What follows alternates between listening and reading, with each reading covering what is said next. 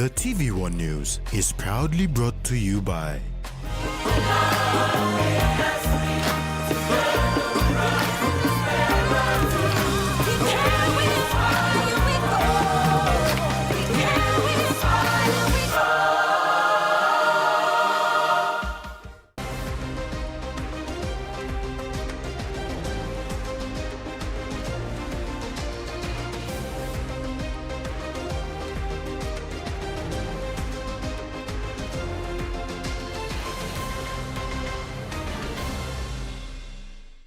Hello, I'm Jasmine Irojak with Saturday's news.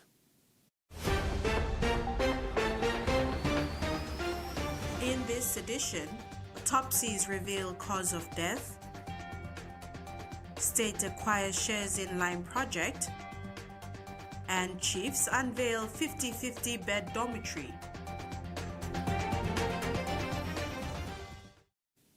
Following the conclusion of autopsies on the 13 recovered bodies yesterday afternoon, the forensic pathologist has stated that all 13 persons died from drowning and no signs of foul play. No knife wounds or other injuries were discovered on the bodies. The forensic pathologist conveyed this message to the relatives of the deceased in Kokopo today. The forensic pathologist, together with police and relevant authorities, met with the relatives at 1:25 this afternoon, where he provided a brief of the outcome of the autopsies. Provincial Police Commander of East New Britain Province, Superintendent Amanda Cates, provided a brief of the meeting to TV1 News today. And according to this brief, the pathologist revealed to the relatives that all persons died from drowning. There were no signs of foul play, no knife wounds, and no injuries discovered on the bodies that could have caused their death. Outlining the process that will follow, he told relatives that he is currently preparing preliminary reports and will provide these reports to the investigating officers. The officers will then hand the report to the coroner on Monday, 3rd August. The coroner will read each of the preliminary reports, issue death certificates, and release the certificates to police. The police will then contact each family member and give the documents to them. Superintendent Cates stressed that the coronial investigation by police is still ongoing. She added that the police vessel PPV Manning was engaged today to recreate the journey taken by the families. Police are taking statements from residents of Pigeon Island and will progress to Bai Village to again take further statements from the residents there. She also indicated that police will travel to New Island to take statements from the community members who helped in the search exercise and found the bodies in their islands. She thanked both the communities of East New Britain and New Island for supporting each other. Ruth Rungola, TV1 News. Meantime, the body of a child believed to be from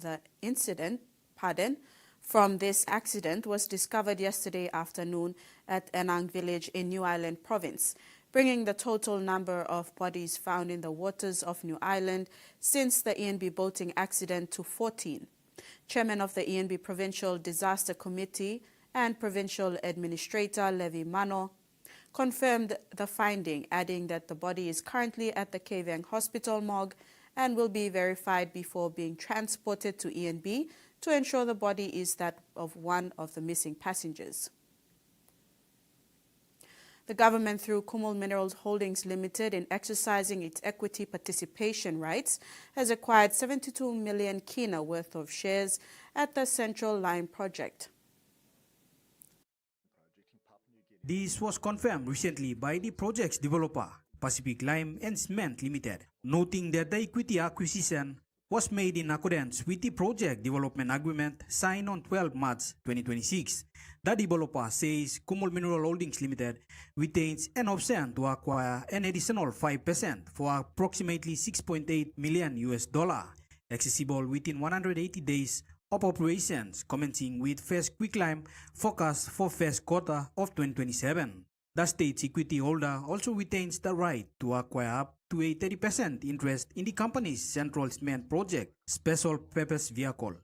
Managing Director of Pacific Cement and Lime, Paul Malda, said the PNG government's decision to invest directly in the Central Lime Project is a landmark milestone that further strengthens the sovereign and institutional foundations of the company.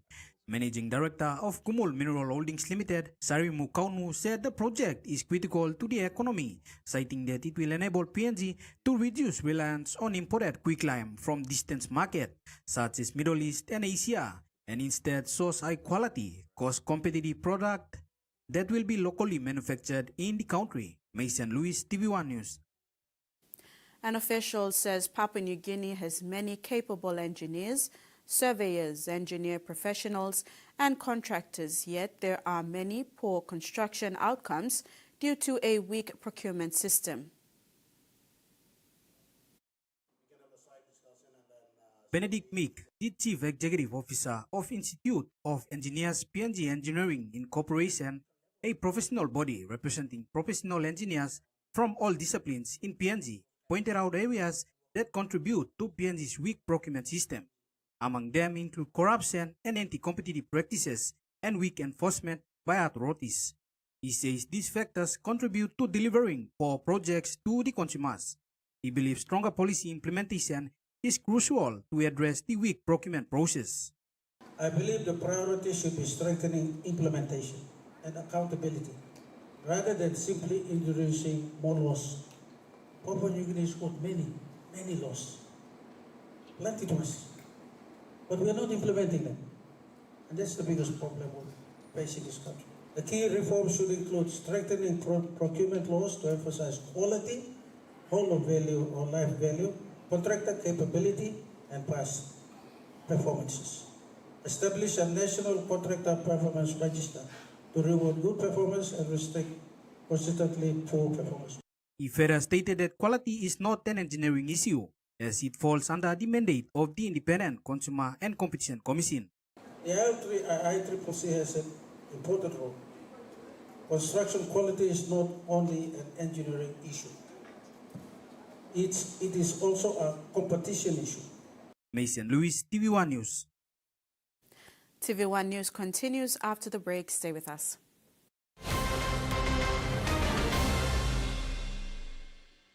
Banking doesn't have to be complicated. With PSP's One Talk Wallet, control your money wherever, whenever. Dial *131#, enter your PIN, select cash in or out, and generate a secure code to withdraw cash. It's the only wallet for cardless ATM withdrawals. Send and receive funds, pay for goods and bills, or withdraw cash with ease. All with PSP's One Talk Wallet. PSP's One Talk Wallet. Money made easy. Dial *131# today.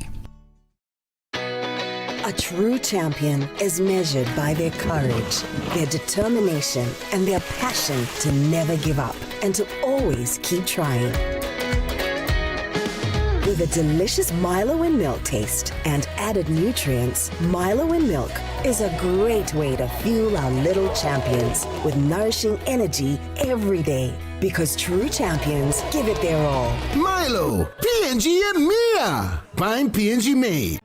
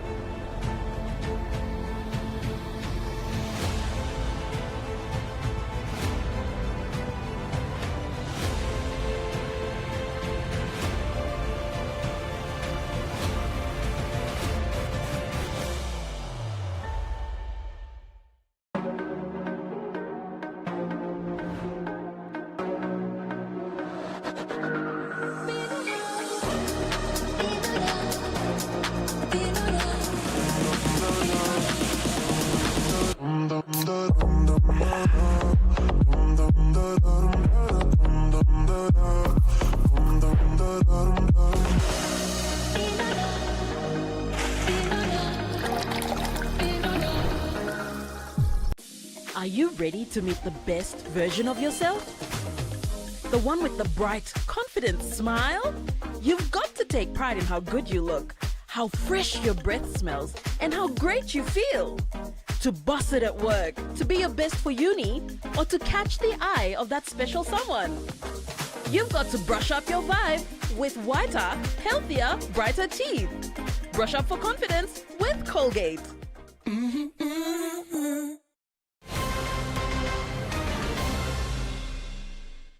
Thanks for staying with us.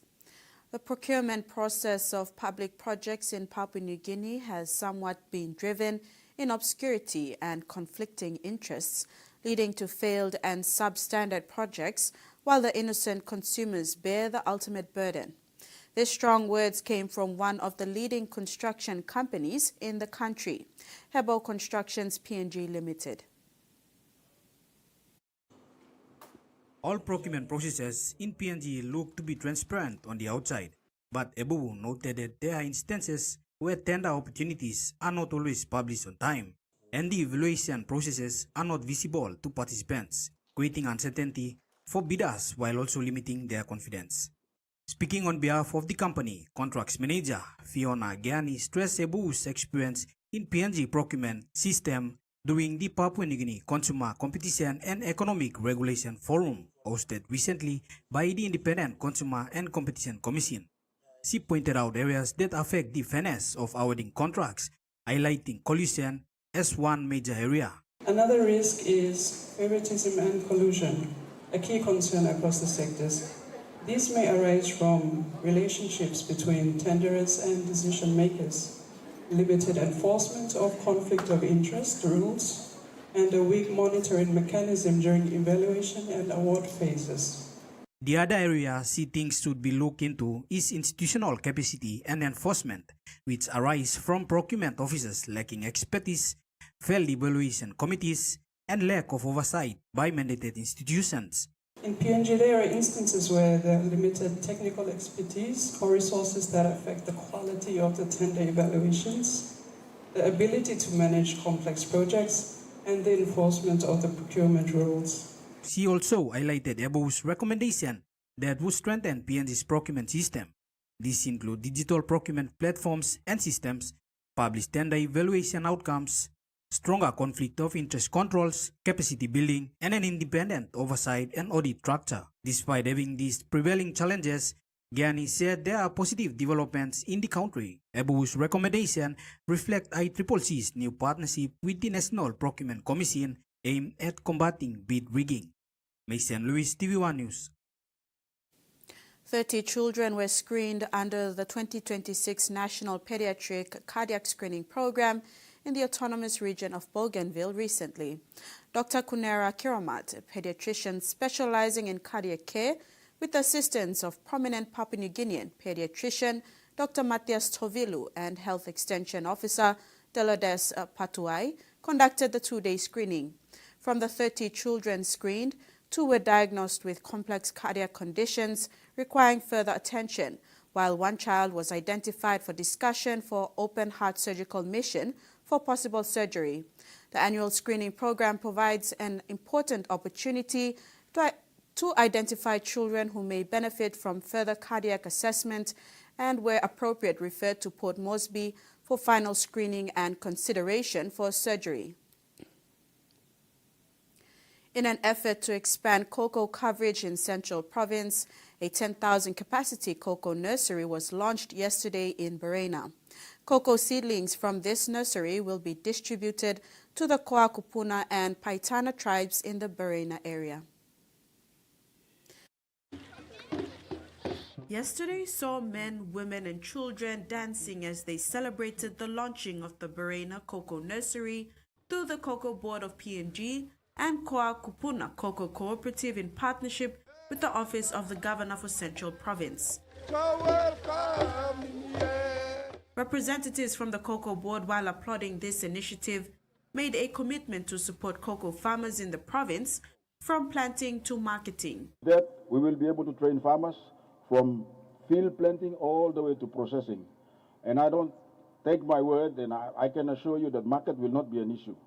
With what you experienced in the past with when cocoa was introduced, I think they only introduced it. They never trained farmers on how to plant, how to manage the trees, and how to actually process the beans and stuff like that. So that was the problem. But for now, with us coming on, like I said, it's going to be a full, complete package. We will come here. We will be here with you for the long run, and we will make sure and ensure that we will going to plant cocoa in this part of the country, so that you can be able to go and sell. Cocoa is a regulated crop. It's unlike betel nut. So you may go down Lomosby, you may buy one them land, or boy celeste, or man by boya. We pile on them also. We really, and some of us are not able to negotiate, and some of us are not able to. You go through all the trouble of packing the wine, and you go down Langap. Other people will take advantage of it. But with cocoa, the prices are fixed. You go down to the market. Nobody's going to be running after you. You go and sell your cocoa beans, and then the money gets straight to your account. Cocoa farming trends in Central Province indicate an increase over the last 2 years, from an average of 140,000 trees already planted to around 300,000 newly propagated rootstocks in 60 new satellite nurseries that are established throughout the province. This, once matured, could generate an annual average of 247 million kina in export revenue and 357 million kina paid directly to the smallholder sector in the office. Carriacou leaders thank stakeholders for the support to establish this nursery. But the exciting news and the good news now is we are now working in Kuriva. We are trying to establish a new cocoa hybrid seed garden there to be able to make it easy for farmers in this part of the world, this part of the country, and especially Central Province, to be able to have direct access to improved quality planting material in the form of hybrid seeds. The cocoa seedlings from this nursery will be utilized by the Koakupuna and the Paitana tribes. Meanwhile, member for Carriacou Peter Isoaimo encouraged the Berena villagers to move away from the culture of planting and selling betel nut and move into vanilla and cocoa farming, citing the demands for these commodities. According to the Cocoa Board of PNG, cocoa is currently the far more lucrative cash crop for local farmers in Papua New Guinea, especially in Madang, Sepik, and New Guinea Islands regions.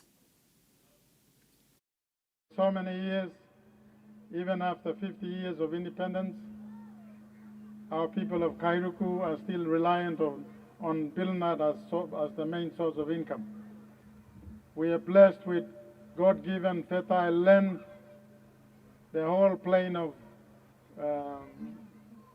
Mekeo and Carriacou that runs alongside the St. Joseph's Banga River that has ran last 2,000 years or so has left us with a very fertile soil for us to cultivate many and all crops, including cocoa. TVWAN News continues after these messages. Don't go away.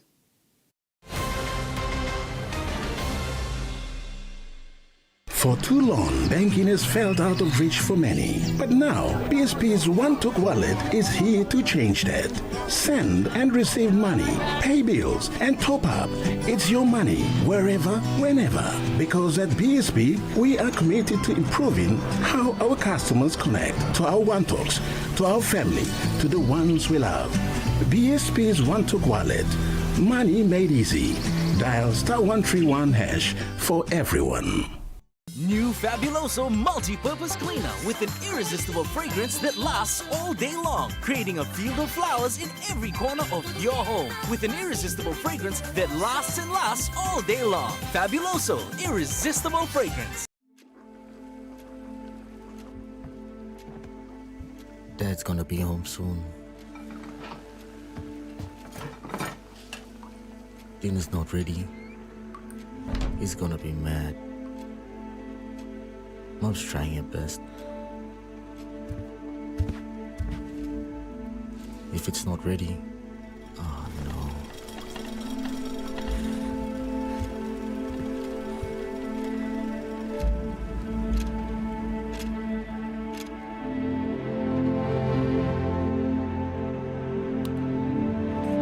I'm proud of my old man. If he can change, anyone can.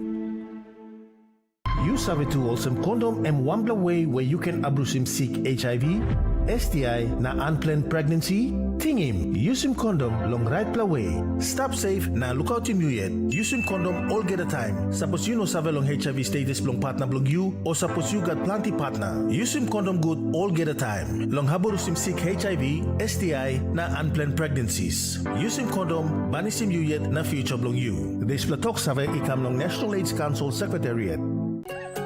From our homes, where every morning starts with a taste we all love, A taste that holds memories and shared stories.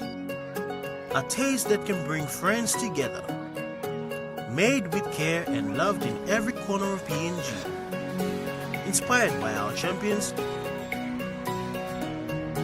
and rooted by our family values. Snacks, so crunchy and tasty, it's irresistible.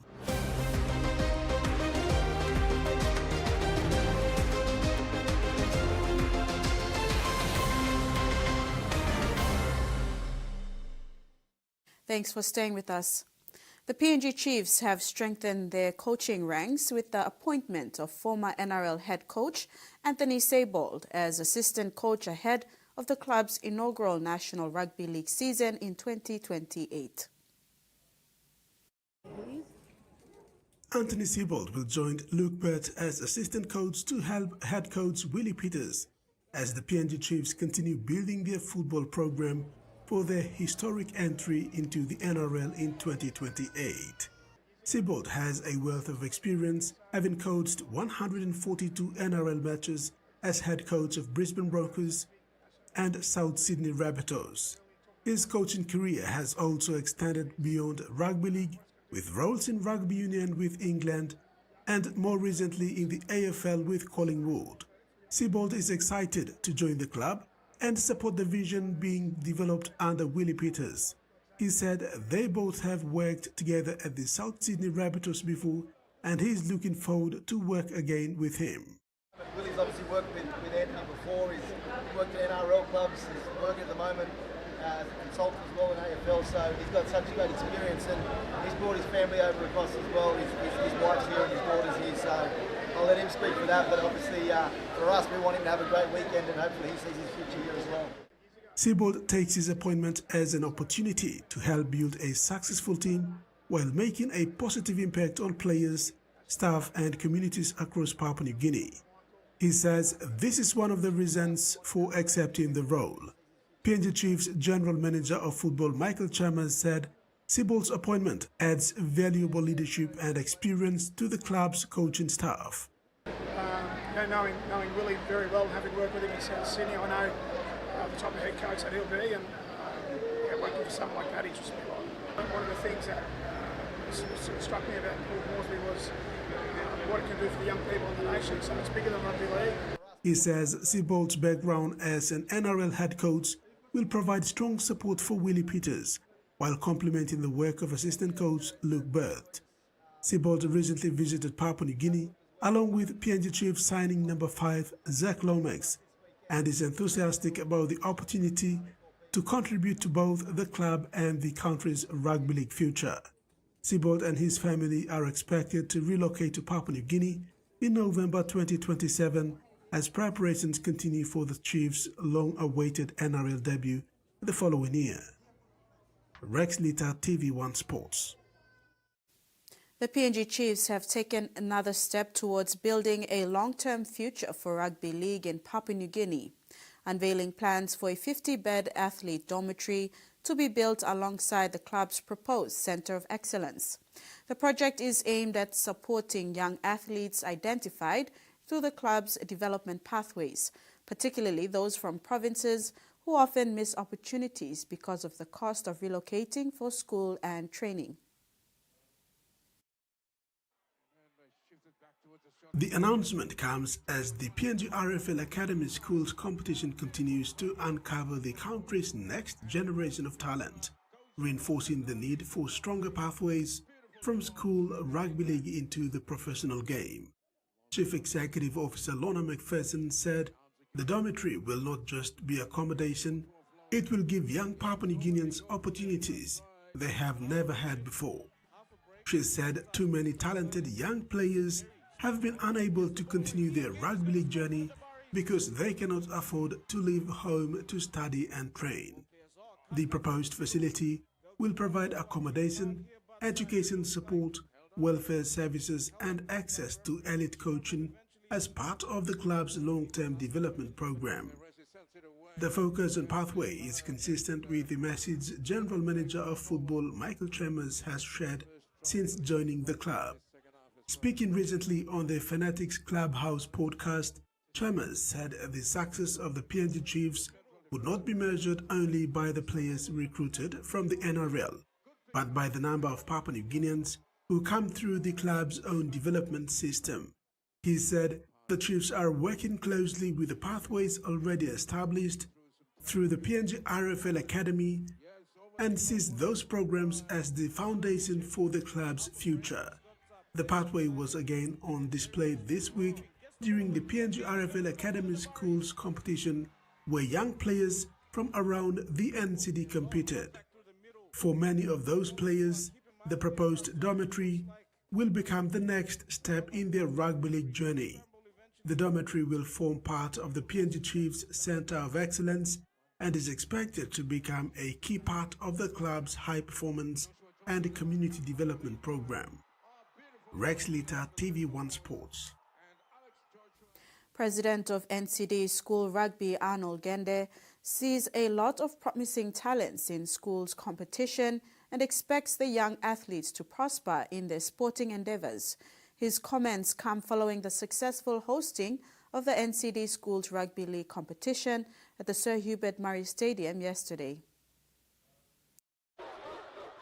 The NCD Schools Rugby League competition has supplied the PNG National Rugby League competition with many talents over the years. Some are now playing in the National Youth Competition, Digital Cup and Host Plus Cup. The Rugby League talents on show yesterday indicated that most of the young players would find themselves in the National Rugby League competition in the next few years. The grand final in the under-15s, 16, 17, 18 and 19 brought a lot of excitement. The players enjoyed their game. Thus far, the game has really improved with our kids. They are enjoying the games as well as enjoying school. And the participating schools turned out in numbers and cheered for their teams. They have come in numbers. It's a show of strength and support that everybody wants to see the school participate. President of the NCD Schools Rugby League also speaks highly of the girls' competition. Like the boys' games, the school girls' competition also improved this season. The president congratulated the winning teams as well as those that made the finals. He said the prize presentation will be made in schools in the coming weeks. For the 7 schools that have taken part in this season's grand final, it's been very, very good. For the presentations, we'll be doing them at the schools. Due to circumstances I've mentioned, we cannot control kids here. They are kids. Gende thanked all participating schools for their commitment and support to their respective school teams over the last 4 months. He also acknowledged the PNG RFL, Australia High Commission, NCDC and other stakeholders for their continued support to this program. Rex Lita, TVWAN Sports. Papua New Guinea's professional boxer John Ume has booked himself a place in the final of the BX9 Professional Welterweight Championship tournament after defeating Dane Egan of New Zealand in the semi-final in New Zealand. Ume dominated the contest with his aggressive style and sharp punches. His consistent performance earned him a deserved victory and a place in the championship final, where he will have the chance to fight for the BX9 Welterweight Championship title. The PNG boxer showed excellent form throughout the tournament. His latest win is another important achievement in his professional boxing career and has given fans plenty to celebrate. Ume, known as the Ring Monster, continued his impressive run in the tournament following his strong quarter-final performance. Ume's success comes after making the difficult decision to turn down the opportunity to compete at the Commonwealth Games in Glasgow, Scotland. Instead, he chose to focus on the BX9 Championship tournament in New Zealand, believing it would provide a better opportunity to advance his professional career. The decision has paid off, with Ume now just 1 victory away for the big dance. Boxing supporters in PNG will now be eagerly waiting for the final hoping Ume can continue his winning form and bring home a championship title. With confidence high and momentum on his side, the Ring Monster will be looking to finish the tournament on a winning note and add another major achievement to his growing professional boxing career. Rex Lita, TV1 Sports. And that ends the sports segment. We'll now have the weather forecast.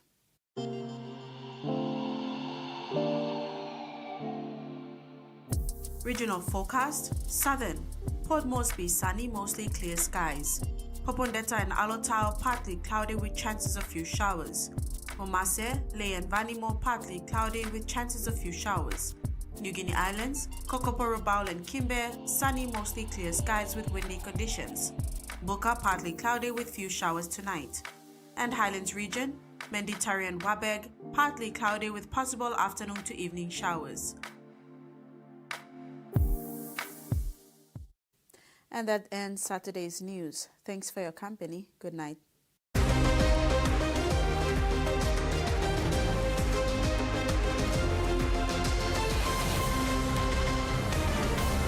The TVWAN News was proudly brought to you by